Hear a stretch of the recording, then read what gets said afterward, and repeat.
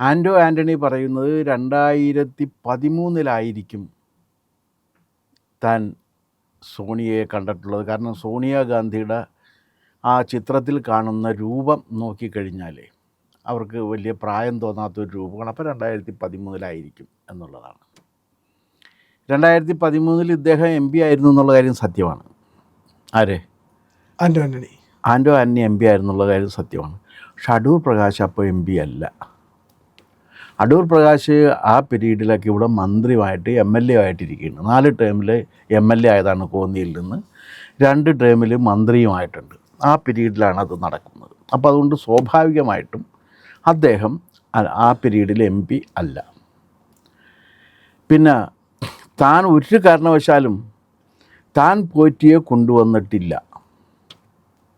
ആര്? ആൻ്റോ ആൻ്റണിയും പറഞ്ഞു, അടൂർ പ്രകാശും പറഞ്ഞു.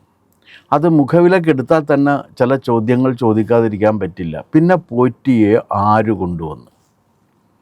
ആൻ്റോ ആൻ്റണി പറയുന്നത് പോറ്റിയെ കൊണ്ടുവന്നത് പ്രയാർ ഗോപാലകൃഷ്ണനാണ് എന്നാണ്. അതും അങ്ങനെ ശരിയായില്ല.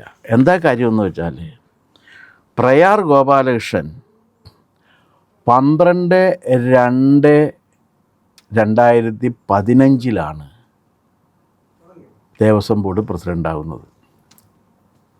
അപ്പോൾ 13 ഇത് തെറ്റാണ്. അദ്ദേഹം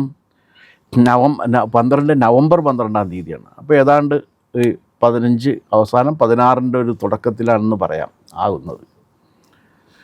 അപ്പോൾ 15 നവംബർ 12 ഇത് ശബരിമല ദേവസ്വം പ്രസിഡൻ്റായി ഉത്തരവാദിത്വം ഏറ്റെടുത്ത പ്രയാർ ഗോപാലകൃഷ്ണൻ 2013 പോറ്റിയും കൊണ്ട് അവിടെ ചെന്നു എന്ന് പറഞ്ഞു കഴിഞ്ഞാൽ അതിനകത്ത് ഒരുപാട് ദുർവ്യാഖ്യാനങ്ങൾക്കും ദുരുദ്ദേശങ്ങൾക്കും സ്കോപ്പുണ്ട്.